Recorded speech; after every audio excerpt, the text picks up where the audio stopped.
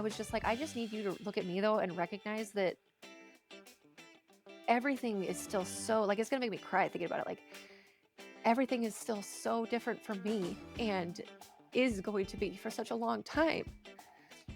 And there are going to be the women, like clients and patients and friends are flashing before my eyes right now because there are going to be the women who pump and their baby takes a bottle, great, and they have a lot of milk and they feel the want to go and be away from their babies. But I did not feel that way, and I didn't feel like I could even do that. Welcome to the Birth Education Center podcast, hosted by myself, Care Messer, an entrepreneur, birth educator, and doula.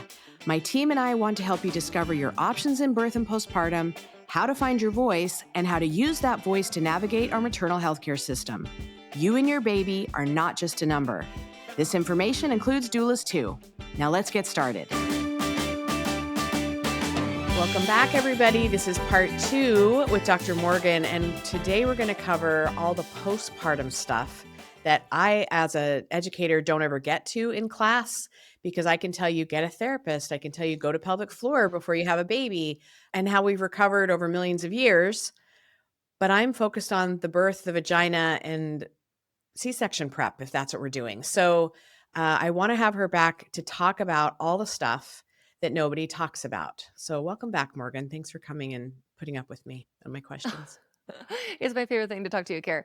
No, this is great. So I think that it's important that we talked about breastfeeding first, so that in this episode we won't really talk about breastfeeding, but that is a huge aspect of postpartum prep in general. But even if you know you're going into it and you know you don't want to or you can't breastfeed, there's still so much going on postpartum that I feel like, again, I said this in that other episode, but people put a lot of focus on their being pregnant, the pregnancy, the nursery, getting ready for the baby to be here. And now there is more of a movement and push, I feel, of being prepared for birth, which is excellent and amazing and great. But breastfeeding and postpartum are still getting left in the dust. And really, who actually is getting left in the dust is you if you are not preparing for this properly. Well, and in class, I try and say, you're going to have a lot of night sweats.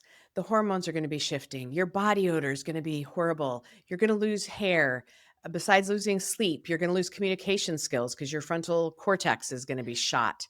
Whether you have a cesarean or a vaginal birth, you're going to be dripping for a while because it still comes out that hole. There's just so much to cover. And again, focused on birth. And I don't think our girlfriends tell us everything. If they tell us anything, it's just all the really negative stuff, but Mhm. not how to recover. So we're going to give you a lot of symptoms, a lot of things that are happening that are normal and physiologically going to happen.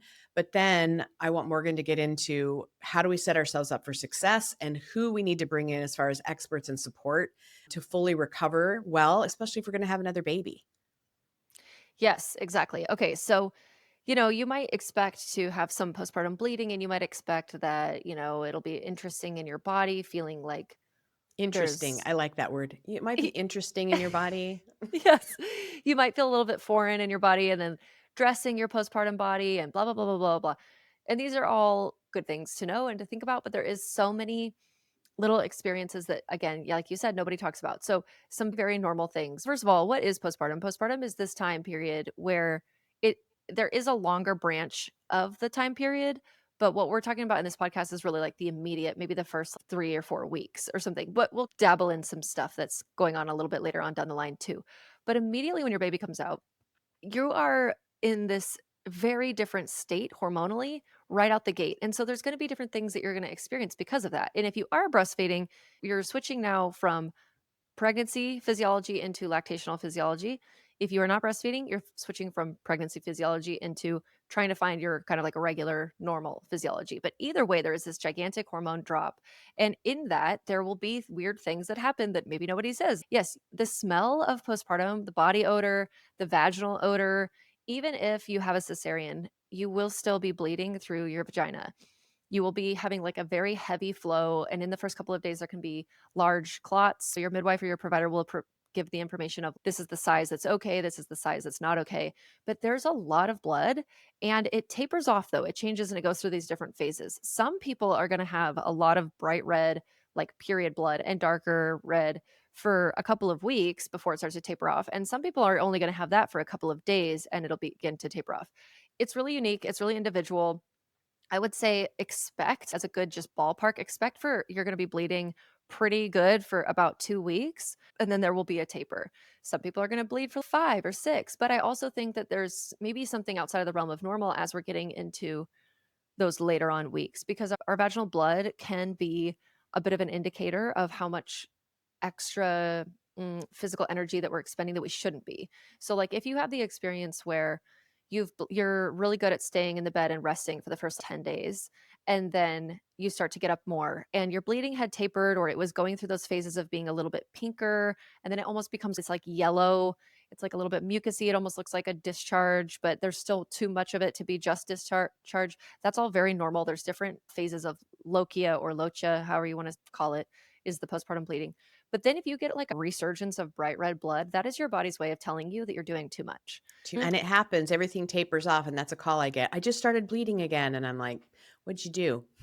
Let's go there first Yeah, before they're we like, "I freak went to a out." 4th of July party," and you're like, "Okay, well, you Mhm. have to you can't probably be doing that, or you were standing up too long, you were doing." And so just use that as an indicator, but then again, with this hormone drop, we're gonna have a lot of smells. So the smells coming out of your armpits and just your sweat, you also will have night sweats that are it's interesting, I've had night sweats with all of my postpartum experiences, and I have 4 little kids, and I've talked with acupuncturists before who are really convicted that is not normal.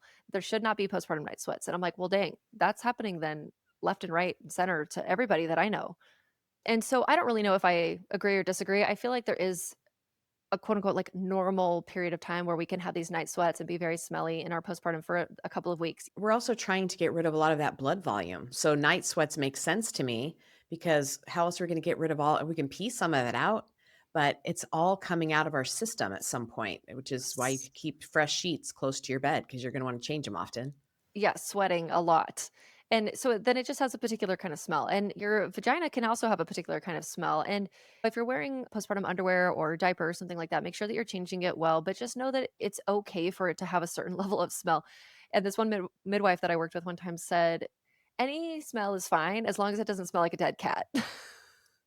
Oh my And gosh. she was like, "If you really are if it smells rotten, then maybe there could be, like, an infection, especially if you have stitches from some kind of perineal tear or something maybe there was a potential that there could be retained placenta or anything like that." But yes, like, a smell that is really outside of the realm of Like normal. putrid, like you would know, Yeah. right? Yeah, hopefully we would know. A Exactly. dead cat. I mean, I That's don't what know she how many said. people who've smelled a dead cat, but, you I know, know. and so sometimes I'd have to check myself and be like, "That's not good, but it's not like a dead cat." Just being totally honest. Oh, the standard.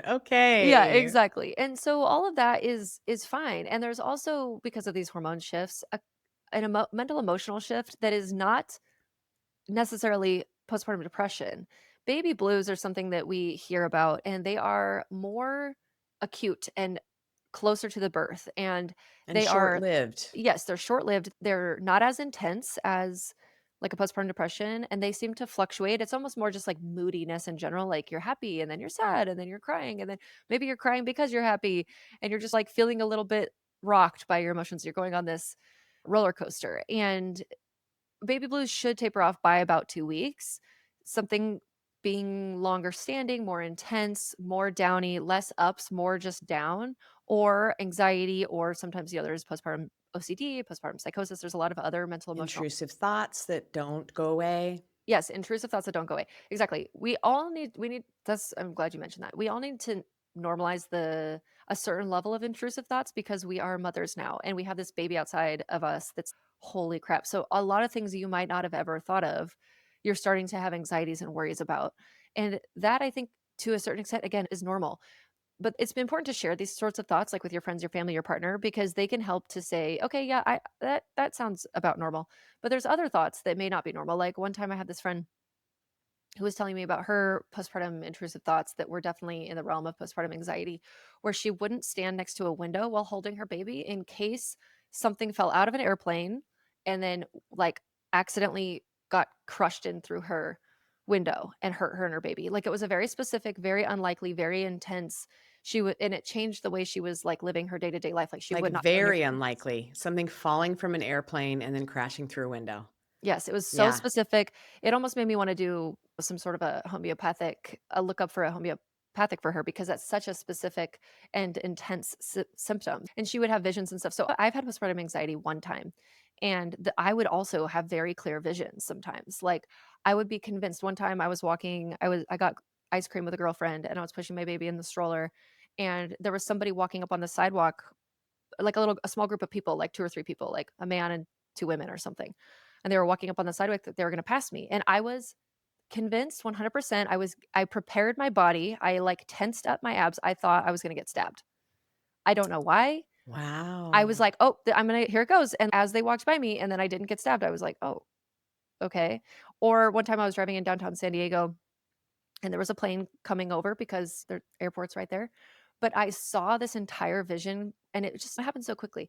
I saw this entire vision really fast of the plane hitting the freeway, me not being able to stop in time because I was going like 75 miles an hour, and then just like driving off into the cliff basically that the plane was going to create on the freeway right there, and how sad it was going to be that Wes wasn't gonna know where we were for, like my husband wasn't gonna know where we were for hours and hours, and, like, basically, I just had this, like, whole story go off in my head, 'Cause it and goes super fast. Those yes, hormones can and bring it on. I did not know that wasn't normal, like, I didn't understand, so that I just wanna give that example. This whole podcast isn't gonna be about postpartum mental health, but there is a certain level of being like, I'm a little bit afraid to walk down the stairs with my baby, but I'm still gonna do it, and I'm gonna hold on to the guardrail, and I'm just gonna be really careful, and I'm kind of anxious when other people hold my baby because I don't really love that, and I think, like, those sorts of things are normal, but we need to be watching out for that. So baby blues is not that. Baby blues is just maybe you're having a bit of a hard time too with the initial adjustment of newborn land, which it's so much learning. And this is why postpartum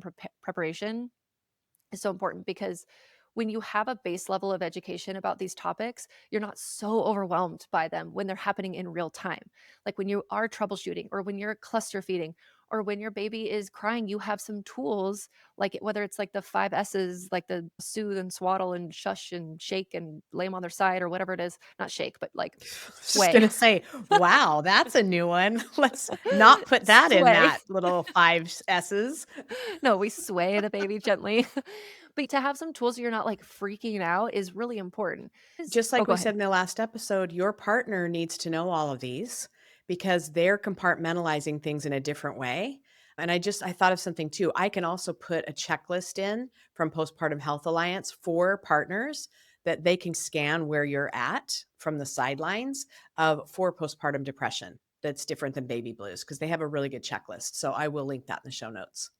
Awesome. Yeah, these kinds of tools are really great because unfortunately, in most settings, you're not gonna be able to see a provider until you're 6 weeks postpartum, which is really negligent and ridiculous, and nobody thinks is a good idea.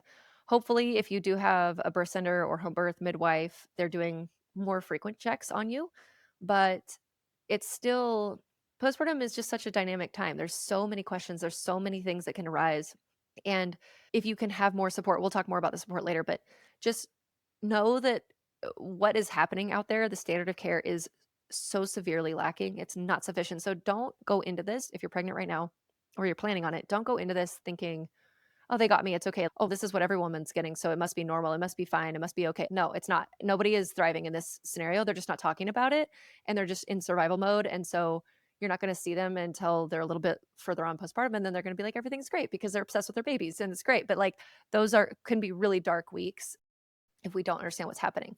And then a little bit later on, you're going to have some hair loss. So usually it's around 3 or 4 months postpartum. And this can range from just a little bit of hair loss to like bald spots. Okay. So we can have a lot of variety with this. There is a certain level of hair loss postpartum that is normal. And it's because of the way that the hair follicle grows and then it arrests during pregnancy. And so then when you are, people will report like really long, luscious, amazing locks during pregnancy. And then it's all falls out and it can fall out even more than what you gained during your pregnancy too. But it will come back. If you do think though that your hair loss is outside of the realm of normal, it might behoove you to look into something like your thyroid labs and your anemia labs because these things can make hair loss worse. And I do want to give a list of labs too, because again, this is unfortunately something you're not going to get from your postpartum providers. But I think that it can be really helpful if everything's going hunky dory and you don't really feel the call to do this, then fine. But if you're having maybe low milk supply issues, if your mental health isn't bouncing back like you think that it should, You're having a problem with sleeping. You're feeling really anxious.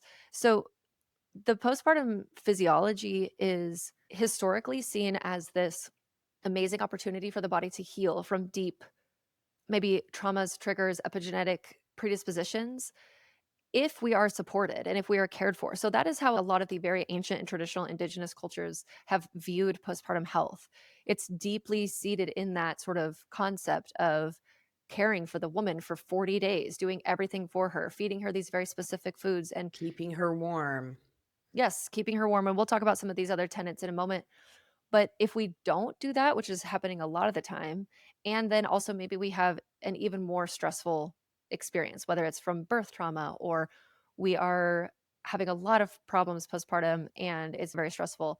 This, because of the way the immune system is re regulating now back to a different style from not wanting to reject the baby prior, there is a lot of opportunity when something is switching so greatly for kind of these predispositions that are negative to rear their heads.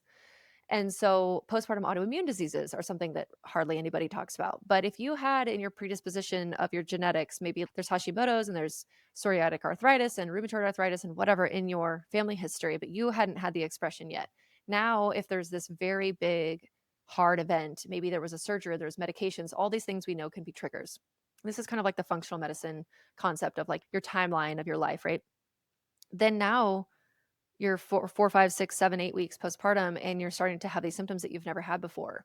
And so it can be something that we just need to have reverence for in general for our own experience as mothers so that we can enter motherhood feeling repleted and like to thrive as much as possible and to have joy in this experience. But then also, seriously, for our long term health, this is not something to mess around with. And similarly with that, we are not trying to exercise and bounce back and get back into the gym and get back into our healthy habits when we are immediately postpartum. I don't really care how stir crazy you feel. I don't really care if you were an athlete prior. I don't really care if you think that going on a jog 10 days postpartum is good for your mental health. I'm There are so glad you're saying that because I sound like a crazy person when I said that. You don't know, you're chubby, you've never been an athlete.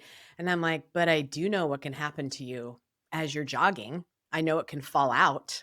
like, yes. like that's very important. And I think it's pretty amazing if we know this ahead of time that our gene expression has the chance to go up in a beautiful way to sustain us as a woman and our baby for future health and have that be the expression, or we don't take it seriously and then the negative can arise and then we're suffering. That is a beautiful piece of information to go, huh, how will I support my mental health and my wellness to increase my longevity instead of what could be happening because I didn't know about it? Yeah, or you just thought like you're gonna be the outlier and you're gonna be the exception. Like, sorry to break to you, you're not the exception. If you don't feel the symptoms now, or you've already had a child in the past and you didn't listen to this type of advice and you feel pretty good, I'm so happy for you. And let's see what happens when you are postmenopausal and now your organs are falling out. Because when we don't, it's really hard. I don't mean this to poo poo anyone, but running in pregnancy is not cool. It's not you're not cool because you ran a marathon while you were pregnant. That's not something to celebrate. And there was an American runner who broke some kind of like world record when she was only a couple months postpartum recently, like this year or last year. And on one hand, I do think that's an amazing feat. And on the other hand, I was really sad for her because a body doesn't need to go through that, and it's just not a good idea. It doesn't feel maybe bad for her right now in her 30s or whatever, however old she is, 20s, 30s, but as estrogen drops and we go through menopause and everything starts to sag, those ligaments that have just been holding on by a little tiny thread because we abuse them, we were running and bouncing the uterus on these little thin ligaments. I mean, they're pretty strong, there's a couple of them, and broad ligaments, round ligaments, whatever, but we were bouncing them so much just for our own mental, emotional something. We just wanted to do it. And it's like now we have this sagging, we have less collagen and stuff, and now everything is sagging and falling out. And it didn't need to be that way. Same thing actually with high heels. This is like not something that people want to hear or talk about, but high heels in pregnancy, not a good idea. High heels in postpartum, immediate postpartum, not a good idea because of the way that it tilts your pelvis and it can create sort of just a dysfunction in the way that your organs are set. the way that your pelvic floor is tight or not. And our pelvic floor is something to be really to have a good reverence for. You don't also just only have to have a uterine prolapse. You can have it where your bladder is starting to protrude and come into the vaginal cavity. You can also have it where your rectum is coming into the vaginal cavity, and you can have a combination of all three organs starting to have their issues. And postpartum prolapse is really uncomfortable and it has a lot of symptoms. And also I just want to say if you do already have this and you're like I didn't do any of those things, sometimes it also just happens. Sometimes it has to do with the birth, long pushing phases, like big babies, like humongous babies, whatever. Pushing before you felt the need to push because baby wasn't in the spot yet can do a Yes. lot of damage to your bladder, pelvic floor, etc. And nobody talks about that because they just think if you pee afterwards, it's normal. It's not a big deal if you can't hold your urine anymore. And if we focus on the health of it and how we've pushed for generations before we started coaching everybody, there were less challenges, I think, to our pelvic floor. Yeah, and we don't get normalized pelvic floor physical therapy like they do in some other countries. So this is a tip if you're pregnant and you're listening to this. Try to find a pelvic floor physical therapist in your area that's either covered by insurance or that's highly recommended or whatever, and book an appointment with them during your pregnancy. They can do a little bit of an assessment. They can't do a huge assessment sometimes. It depends, but it should be internal. And they should be talking with you about your whole history. Have you been a dancer, a yogi, a horseback rider, a ballerina, etc.? Because A there are marathon certain, runner. yeah, a marathon, right, exactly. Do you lift heavy weights? Because there are certain activities that put us in a state of sometimes holding a constant tension in our pelvic floor. And also then now there was like Kegel culture that has made us all think that we need to have tighter pelvic floors, but really actually most women are walking around with an overly active, overly tight pelvic floor anyway, and it's dysfunctional. A muscle needs to be able to tighten and release. And so when it's super tight, it's going to be harder for us to give birth. We're going to be pushing up against a tight, bouncy, like overlapping trampolines, instead of it feeling like loose and gushy and being able to have the health of softening and opening up, and then it can come back together. So there's a lot of pelvic floor things to be thinking about. But if you get an assessment during your pregnancy, now you've established care with that provider. They know what your body felt like before the baby. They can also give you some tips about pushing and some different ways to protect it. Now you see them postpartum, they're helping you if you have any pathology, like maybe you tore, maybe even if you've had a cesarean, pelvic floors are still affected by cesareans. They're still affected by the pregnancy in general. You've still Yeah, had a you've had a baby. baby sit on it for 10 months. Like it Yes. is, and all your organs have been pushed off and then shoved back in the pelvic bowl. So, yeah, there's so much physiology that we don't talk about. And we're thinking long term health. Estrogen's covering up symptoms now, but in menopause, ooh, they will rear their head if we haven't healed Yes. correctly. And so some of this is like relearning how to breathe and move and use your abs in a different kind of way. So breathing is really important because the diaphragm, which is like right underneath the rib cage, separates out the abdominal cavity from the thoracic cavity. That's what's going up and down. That's what helps us breathe. But it is inextricably linked to the way that the pressures are and the way that the pelvic floor is. So hemorrhoids are another thing that people have post birth or in their postpartum. Sometimes they're in their pregnancy too. And this is largely an issue unless you have some kind of like other vein laxity, like you tend to have varicose veins and things like that. This is, in my thought, more an intra-abdominal pressure symptom that there's something off there. So in pregnancy, I always suggest like chiropractic care and pelvic floor physical therapy for hemorrhoids, prevention and treatment. And they can be really frustrating and they can be really chronic after they've gotten started. So if you've corrected those things, you still have them. Maybe we're just in a waiting phase until they go down and then they go back in, but just know that all of these sorts of things are related. And yeah, like peeing every time you sneeze does not have to be your new normal. Pain with sex does not have to be your new normal.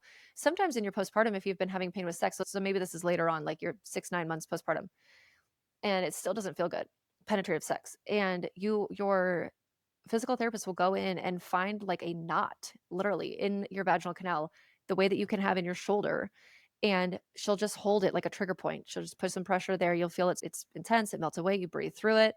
She'll go through, do that, and then it's oh my gosh, that's all it took. Sometimes it takes a lot more than that too. But I'm just saying that Because we don't think about those muscles as can they Charlie horse? Can they get a knot in them?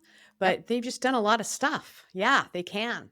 Yes, exactly. So okay, so we talked about I was kind of leading down some of the negative health things that can happen. So I wanted to mention about labs. So postpartum thyroid stuff. Often people just when they think about thyroid stuff, they think about low thyroid. But actually in the postpartum, if you are having like a lot of anxiety, racing heart, inability to sleep, you're like hot and sweating, or you're losing your hair on the, like an earlier end, it could be a hyperthyroid symptomology. So there is like thyroid storms, thyroid toxicosis, or also just know that if you have low thyroid and maybe you're on medication throughout your whole pregnancy, because postpartum is such a dynamic time, you may not even want to wait until 6 weeks. So typically, I say a lab panel done at 6 weeks postpartum is going to be usually about the time where it's most helpful because things are still trying to reset in your body before that. But if you're having thyroid symptoms and you've been on medication and you're like, something's not right, I'm either over medicated or under medicated, then go get it earlier and talk with your doctor about that. But for typical situations, we can get a set of labs where we're testing things like we're doing a normal CBC and CMP. So that's a complete blood count and a comprehensive metabolic panel. In the complete blood count, you will get hemoglobin and hematocrit, which are great for generally looking at anemia, but we also need to do a full iron panel. So that would include things like ferritin, which is your long form iron storage, a Which is the TIBC. one that I had to fight for, and they ignored me and said, "We don't do that. It doesn't mean anything." And I had to go outside my primary care to run it. And I was like, "I told you I was anemic." My ferritin was like 3. Oh I my was gosh. so low. It was so bad. I was like, "No wonder I can't sleep, can't move, can't anything." And my regular PCP just really fought against it. And I had to get iron infusions to get everything back going where I was. And you guys have to So think about it. If you don't have good iron, you're not going to have good oxygenation of all your tissues. So nothing is going to heal as well as it could. Your brain's not going to work as well as it could. Your digestion's not going to work as well as it could. Your resilience to any kind of stressor is not going to work as well as it could.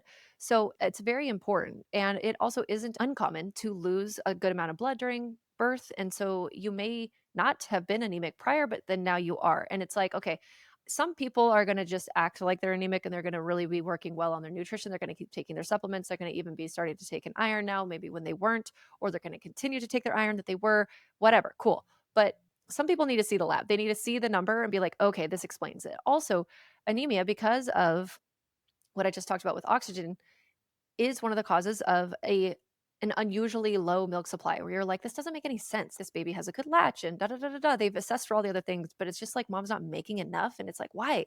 Same thing with hypothyroid or even sometimes hyper, but more on the hypothyroid thing. So if your thyroid's not functioning well, it's not going to be putting excess resources into making a good, robust milk supply. So if you're having any struggles with those are really helpful. But just in general, you want to give yourself, don't you want to give yourself like the best motherhood experience that you could where you can be feeling really good. So, along with the iron panel, so like a total iron, TIBC, iron saturation, a really good full comprehensive thyroid panel, which sometimes practitioners don't want to do, like you just said. So you can do things like order a panel for yourself from ultralabtests.com. And you would just print out the requisition form and take it to one of their contracted labs. And on the website, you can punch in your like zip code and you can find the lab near you. So you can just get them yourself. Obviously, now you need to interpret them once you get them. But there is a lot of resources online, or maybe you could take them to some other practitioner who will look at them for you, or maybe even just your doctor. You'll be like, look, you wouldn't order them for me, but I got them and here they are. And I don't think that this is probably optimal. So can you help me with this now? and yeah, I had to fight for those too. It was like the butterfly gland, like all of the things that I wanted information on. And I ran it through AI afterwards because my Yes. doctor was just like, "See, I don't see anything wrong with this." And I'm like, "Well, can you look at this and then research it if you don't know?" And he was open to it. He really was. And I was grateful for it. But I also had naturopath. So I was like, I actually already know all this, but I didn't want to Yeah. tell him that. Yeah, and so, I mean, AI, it's not perfect, but it can at least give you it actually does pretty well on some of those things, especially the more information you give it, along with your symptomology and things, and it'll just punch out some ideas for you to then be able to go deeper if you have something going on. So a full thyroid panel would look like TSH, so that's thyroid stimulating hormone, and then free T3, free T4, total T3, total T4, and then antibodies. So TPO, TG antibodies. If your symptoms are more on the hyper side, you want to get like a TSI antibody, but so anyway, you can look And all how this would stuff you up. know hyper, or how would you know what symptoms would be So if you showing just up? got those like first kind of chunk, if your TSH is very low, that would be more like a hyper picture. So if it's below like point, there's a marker, maybe it's 0.05. It's you can look up these things, but then if your TSH is high, so I actually personally don't like to see a TSH above 2. 2.0.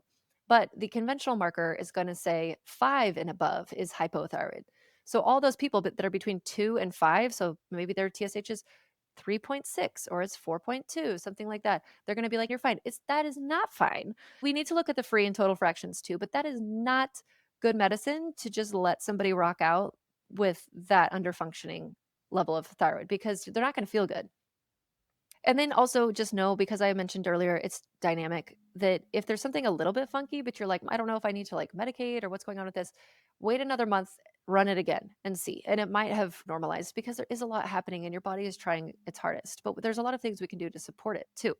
So, one other thing I just want to mention before we talk about like what can we do to support it is that we know that the postpartum state has an inherently I don't know what the purpose of this would be, honestly. I haven't figured this out yet. So it's a that part's a working theory still for me, but we do know that your gut lining becomes leakier immediately postpartum. So we are in a state of leaky gut. We are not in a state of good, robust digestion. So when we think then now, what have all the ancient cultures fed their postpartum women? And there's themes that we see again and again all across the world. So these populations were not communicating with each other. They were totally independently doing this on their own. They're all the same. It's all the same stuff again and again. It's almost like pre-digested foods, like very well cooked rice, soups, stews. They're warm in temperature. They have a lot of warming spices Herbs. to them and Mhm. herbs. Yes, ginger, cayenne, garlic, onions, things like that. It's literally warming and it's Turmeric. yes, turmeric, exactly. But then they're it's not like raw salads and cold smoothies and things like that. Now, if you are giving birth in like the jungle and you want to have something colder because it's the hot sun and you live in Costa Rica or something, I can understand that a little bit more, but still, even just room temperature food is going to be assimilated better. It's going to be easier on your system. So when we think about the postpartum foods and when you see them, like in that book, The First 40 Days by Hang Ao, I don't know how to pronounce her name. Is that how you say it? I can't say it either, but that book is phenomenal. It's amazing. It's honestly one that everybody needs to have. And if you could earmark a couple of recipes that you want made for you, whether that's by your partner or other family, they're all delicious and amazing. And a lot of them have bone broth heavy things or marrow. They And feel very nourishing because yes, that's how we have healed women for centuries. So they're tried and true warming recipes so that your body doesn't have to heat the food up. It can just focus on making milk instead of cooking the lettuces, the salads, the smoothies that should not be going in your body right after postpartum. It is a fantastic book with really good recipes. yeah, and a lot of these foods like bone broth heavy things are inherently gut lining healing anyway. So it's almost like it makes so much sense the way that, and it feels good too. Like if you've had the experience of eating that kind of food and being fed 4 big, full, nourishing meals a day with snacks in between, it feels so good. And drinking electrolytes and just like overly putting into your body. We like, unfortunately, there will be some women who are like, okay, fine, oh, the baby's out. Now I can start to like diet. No, I mean, there's so many erroneous, like, logical thinking issues with that line of thought, but I do understand it because of our culture, but just no. Please, no, no, no, no, no. Don't worry about your postpartum weight loss until you're, like, 9, 12 months out and you're wanting to make a change because it can really affect your milk supply too. Even if you're 6 months postpartum, you have a good supply. Now you start to try to lose some weight and boom, it tanks out. Like that happens. That happens a lot. But certainly not in the first couple of months are you trying to worry about any of that kind of stuff. It's just not worth it. It's not your goal right now. It's only going to harm and hurt you.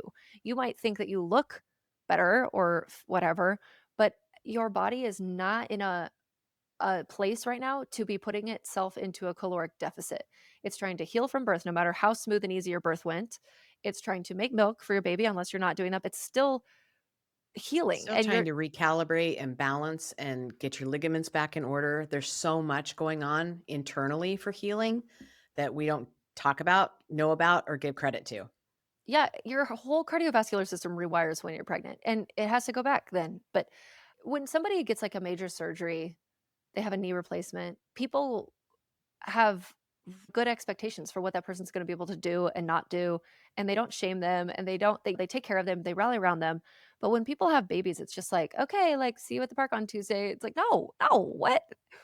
You don't leave your house. I'm coming to you. I'm going to help you. So these are the support systems of things that we can put into place, which is ideally I like okay, let me break it into two tiers. My top optimal postpartum healing ideal would be to follow along with what we know that humans have done throughout history successfully, which would be something like a 30 to 40-day lie-in period.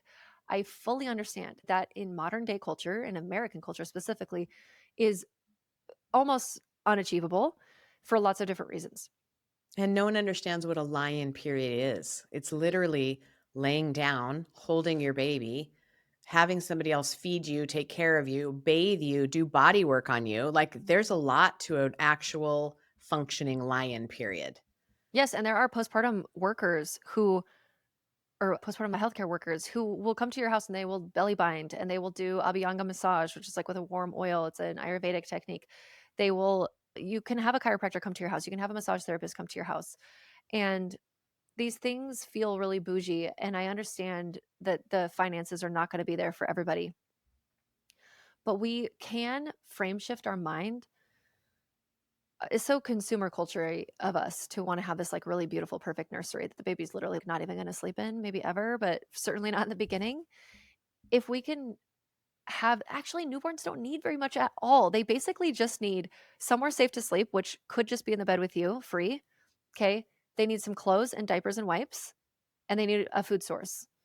Okay, and then, like, maybe later if they need bottles or a pacifier, but in the very beginning, they don't need very much at all. Like, if you have a lot of money and you wanna spend money on all these things, then cool, but if money is a little bit tight or you have to a lot, most people are gonna have to a lot. They're not gonna be able to spend money on all of the things.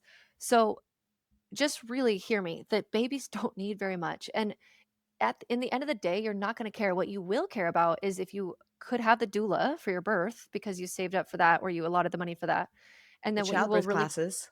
yes, and childbirth classes, out of hospital childbirth classes, and then lactation support and body work for you so that you can feel really good. Like, what's more important, feeling good or like visually looking at a room? Now, as a Libra and somebody who is very visually oriented, I get it. And they are cute and they are sweet.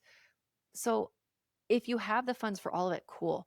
But if you don't and you're like, oh, I can't afford a doula. But yeah, the diaper changing station you got at Partnery Barn, like you guys, I've never in my life owned a diaper changing station. I just put one of those waterproof pads on the bed. It's so easy. And then I don't have to or I have a waterproof pad like in a couple of different places in my house. It makes it so much easier. I don't have to like walk into the diaper changing station room. I Like mean, I everybody's had it and it matched and I used it twice. yeah.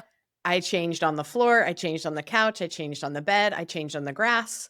Like, Yes. I never wanted to stand up and go all the way back there to change her, and I was like, "What a waste of money." It was so pretty, though, but it stood on the side of the wall, I never looked at it.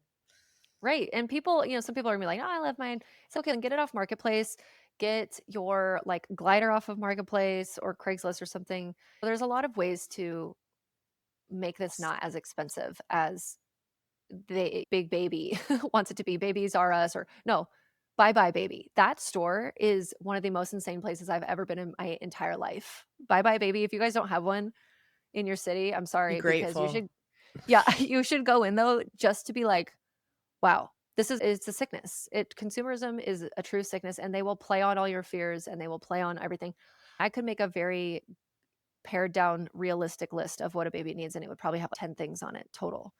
But you in your postpartum state really are the person that needs all the attention and all the things bought for them and all the services gotten for them because you're trying to survive on way less sleep and adjusting to all of this halt, like an absolute red light, stoplight halt to the whatever the way you were living your life. It is now you are sitting in a bed, you are bleeding and leaking milk and crying and adjusting and sweating and smelling, but hopefully not like a dead cat.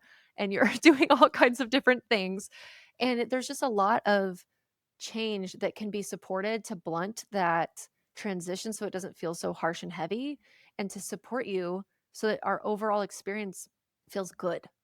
I think the hardest part for me is you can prep for it. You really don't know till you're in it, right? Because you don't know if your delivery is vaginal with a tear, vaginal, no tears, cesarean, weren't planning on it, or planned cesarean, but then never thought anything would happen to the vagina afterwards, or your hemorrhoids, right? But since we haven't talked about it, and your community, your immediate people that are close to you don't know anything about it because if you didn't get educated, they didn't get educated, all of that can be done ahead of time by knowing a few things and then seeing who around you could support coming and massaging my feet. or putting them in water and massaging my shoulder while I'm nursing, because you don't realize that you get this crooked neck from keeping your head down all the time, looking at your baby. You're not sleeping as much because you're making sure your baby's breathing and they smell good and they're so cute. There's so many bits to the postpartum that nobody talks about, um, that I think stalls our progress in one, feeling normal, because we shouldn't feel like we're bouncing back to ourselves within the first 3 weeks, 3 months, 4 months, 5 months. We don't, like you said in the last episode, I didn't recognize who I was until 10 months. I saw Mhm. myself and went, oh, hi, that's normal. So, how are we going to find the right supportive people and also talk to our partners about what's coming up? If you had to tell your partner, I'm going to ask you, Morgan, the Mhm. top 3 things that you think the woman needs the most for their partner to support, what would those 3 things be? I think that they really need to understand that it can be tricky for partners because even though they're happy that this baby is here and it's their baby, it's a very sudden, dramatic shift in attention where they get like no attention anymore, like literally none. And they seem like nobody cares about them. And it's true because it's like, this is not your time.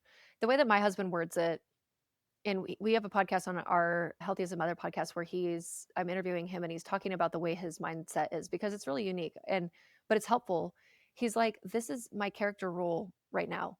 My character role that I'm playing in the play of my life has shifted and it's changed. And right now I'm this character and I'm doing this role. And it's not going to be forever. It's the best way that I can be there for my wife and my kids.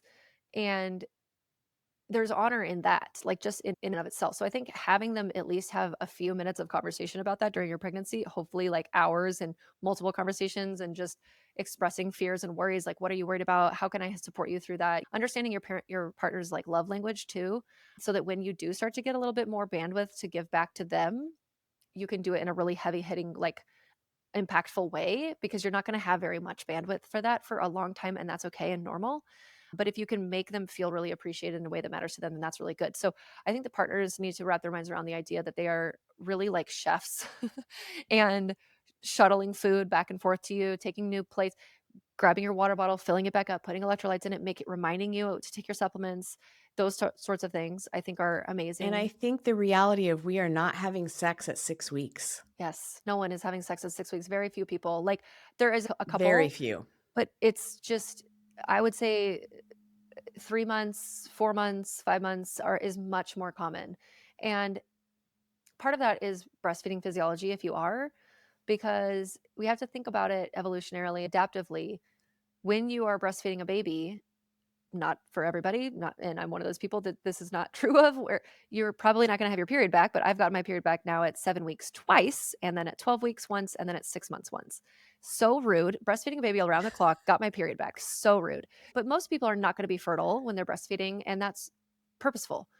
Most women have a spike in libido around their ovulation that's purposeful because that's when you can get pregnant. So that's when you'd want to have sex. Like we have to think about ourselves as animals, okay? Men and almost all male animals can spread their seed any day of the year. And so they have the same cycle. It's on a 24-hour cycle. It's not on a monthly cycle. But when we're breastfeeding, our body specifically does not give us our fertility back because when you get pregnant again and you're breastfeeding, you can lose your milk supply. It's too much resources allocated out and your body wants to protect the baby that you have in front of you right now, and it says no, no, no, we're not going to get pregnant right now. We already have a baby that's young enough to be nursing, so we don't need to have And more it babies still right can now. happen, so be using protection just in case, because you don't know if you're the anomaly Yes, that's and fertile.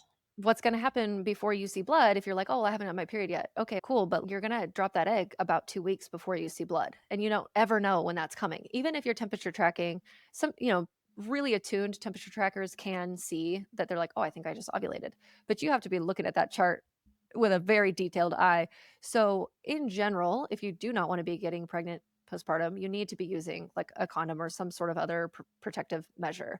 I'm not a huge fan of birth control in general for anything, but maybe if you wanted to get an IUD, which I'm still not a fan of, really there's nothing great. There's no great way. Condoms suck too, but it's just like at least they're not messing with your hormones or causing inflammation or, things like that. So, um where was I going with that? Oh, yeah, nobody's having sex at 6 weeks postpartum. That's crazy. And your men need to know that too, or your female partner too. They just need to know that you are not going to be wanting to give in that sort of way for most women at that time is gonna feel like such a chore.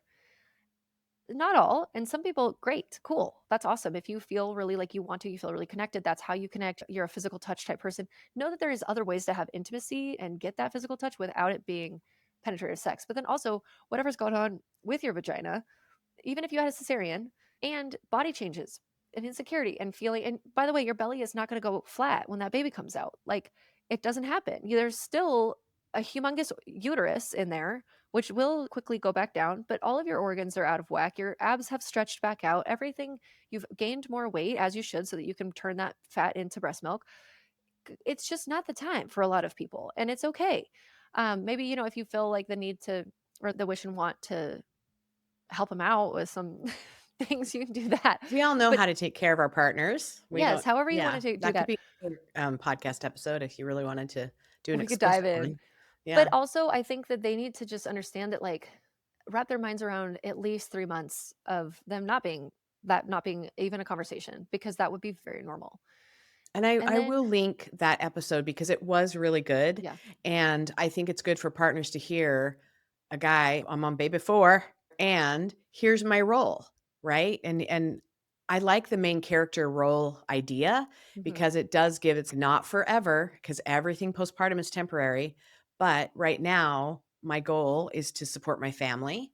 My needs can come later.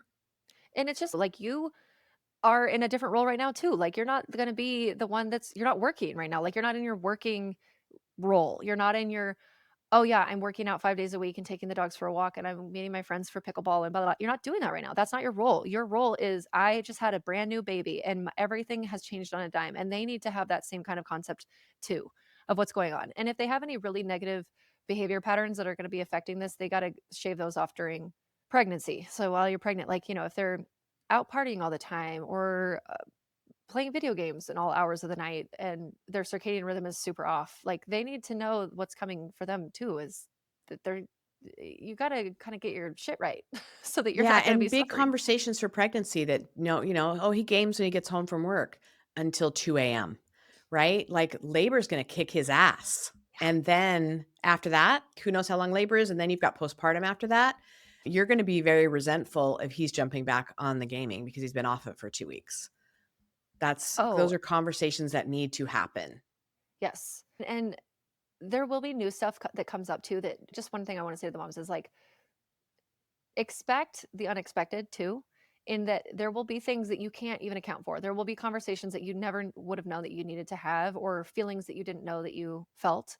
Like, particularly for me, one thing that I remembered was, yeah, maybe my son was like 4 weeks old. So it was like a month out, and my husband went to a hockey game for like 2 hours. In that 2 hours, though, I like knocked over the milk that I had pumped on the counter, and he wouldn't stop crying. And although it shouldn't have been a big deal, it felt like a really big deal in that moment, and more than anything, the biggest deal that it felt was like, I can't go do that, though. I couldn't just get up and go to a hockey game. Like, I just needed to be seen. Like, I didn't want to pull him back from that, because it was like, "Okay, no, you can."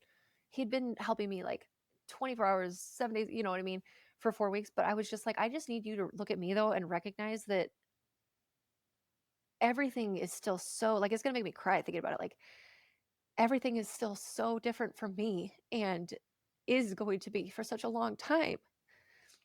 And there are gonna be the women, like, clients and patients and friends are flashing before my eyes right now, because there are gonna be the women who pump and their baby takes a bottle, great, and they have a lot of milk, and they feel the want to go and be away from their babies. But I did not feel that way, and I didn't feel like I could even do that, and we were still dealing with weight gain issues. And so there was just, it was so, like, Tender. It's a tender yeah, time. tender. Like, they need to be really, if I had to, yeah, the other third thing, because I was trying to struggle, I was kind of struggling trying to figure out, like, what it would be, because I feel like the food service thing and the chef aspect is lumped into all household care. Like, they need to understand that all household care is on them for this character role time period, and it's short and it's intense, but it's more intense for her.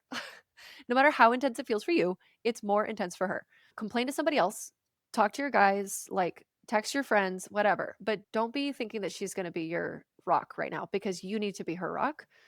But then also, yeah, like, there's a softening that needs to happen for the emotional side of everything that's going on with her. And maybe she won't have maybe it's all just going to be bliss and she'll ride a high. I've had that sort of a postpartum too, where I was just like absolutely high out of my mind, having the best time ever, like so happy.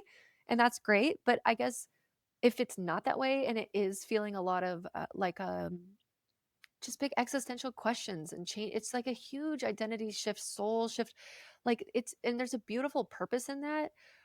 It's not gonna be like that forever. Obviously, this can edge into negative mental health too, so you need to be a little bit watchful of what's going on with her, but there is purpose there. It's like the caterpillar going through the chrysalis to become the butterfly. Do you think that feels good? Do you think that it's nice to be completely liquidated into soup and then reformed into this exoskeleton and things like that for them?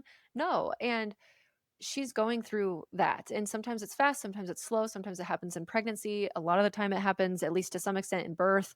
But I think there's also the finishing of it in postpartum. And so it's like they need to understand this softer mental emotional side of things, which unfortunately a lot of men in the generation who are going to be listening to this podcast were not supported in their emotions as little boys. And we're trying to change that now in these millennial parents and things, but they just may not even understand what that means. And so the conversations during your pregnancy of saying, "Can we, when I'm venting to you about something, can we have a little check in where you ask me, do you want me to fix this thing or you just want me to listen?" Oh, amen. This is so needed. Yeah. Yes. My Just husband does this listen now. or Yeah. fix. Yes. Yes. Listen or fix, because that is a lot of the impulse for men, if we're just speaking of a very heterosexual relationship here, is to fix. And they don't want to see you in pain and they want to be solution oriented to solve the problem. And that's beautiful. But a lot of the time, women just have releases that need to happen where somebody's listening and not really saying that much back at all. And to just be heard and seen. Like for me, particularly, one of the worst things for me is if I feel misunderstood. If if something happened where there was like an interaction and at the end of it, I've gathered that, like, he doesn't understand me, quite the way that I was trying to, like, explain or whatever. There's nothing that'll eat at me more than that. Like, I have to talk about it. I have to get on the same page. We have to know that you get what I was actually trying my intention because maybe it didn't come out or whatever. You have to know yourself pretty deeply, and this is where your suggestion, which I totally agree on, which is get a therapist, is so valid. I think everybody should have a therapist for everything. I am so pro therapy. I talk about it all the time. I've been in therapy since I was like 18 and it has completely changed my life. I would be such a different person, such a different mother if I hadn't done that work. And it's hard, but it's also really beautiful. And it's not the same as talking to a friend. It's just not the same. But if it is, if like you have a therapist who's just sitting there listening to you, not actually giving you any good feedback or calling you out on your shit, you need to get a new therapist. It's not therapy in general that's bad. It's just like that therapist wasn't doing it for you. Like I personally like the types of people who are going to say, nope, nope, what, nope, like you're doing that thing again, or you're blame shifting, or you're doing da da da, or Here's your pattern. Have you noticed yes, that it showed up again? yes, highlighting your patterns so that you can break them down and then change them. And this goes back to healing generational trauma and all sorts of things, which as parents, we are highly motivated to do if you're aware of it and if you have some of the tools, because otherwise you're going to get a big slap in the face when you start to parent the way that you were parented and all the ways that you hated, and it's your impulse that's coming out and it feels really unconscious and out of control, and then you're going to go, holy shit, I don't know what to do now. Now you have a 4-year old and now you're just starting the work. I mean, it's better to start at some point than ever never, but if you can hear this now and start the process a little bit earlier, then that's great. But one other thing I wanted to say is that as a naturopathic doctor, these are sort of my tools too, is that we do not need to in postpartum just suffer when we are having problems. There's also things that we can be doing to take. And there's a couple of different products that I love for postpartum. So the idea of adrenal adaptogens. So when you're breastfeeding, you can take these things. You cannot while you're pregnant. But so like rhodiola, ashwagandha, schizandra, milky oats, saffron, some of these things are really amazing and supportive for your mental health and your overall cortisol patterns, which are going to be messed up because of your circadian rhythm and because of just the stressors of taking care of a baby. So And so that how can do be, those herbs and tonics help?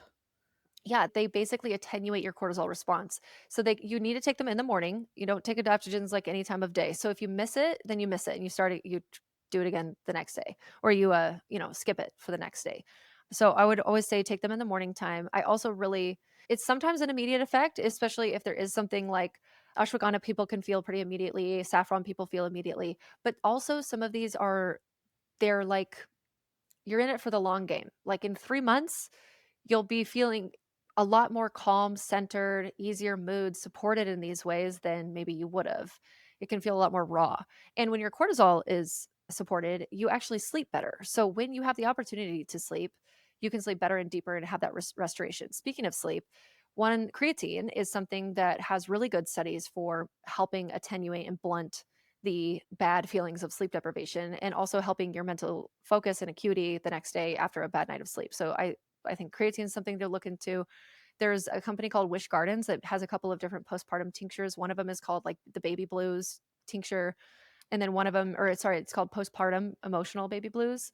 And then one of them is called rebalance after birth, like a hormone one. And I think at least one of those two is such a good thing to have on hand for managing if you're starting to feel like really out of whack. These are things you could put on your registry.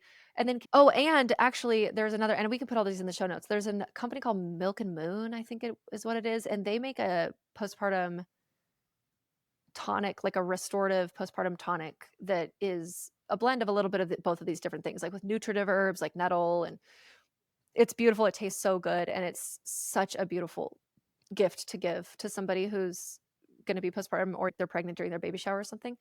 And I'd then much don't rather forget to give them that than the commercial crap. yes. Like something that would help their body heal and recover. It's just that's such a better gift than all the stuff they're gonna get.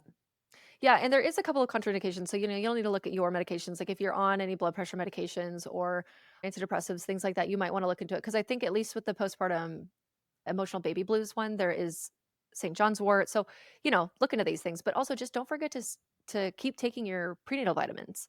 So, a general overall prenatal vitamin and then an omega-3, really amazing to continue. I'm also pro the probiotic, the magnesium, the D3, etc.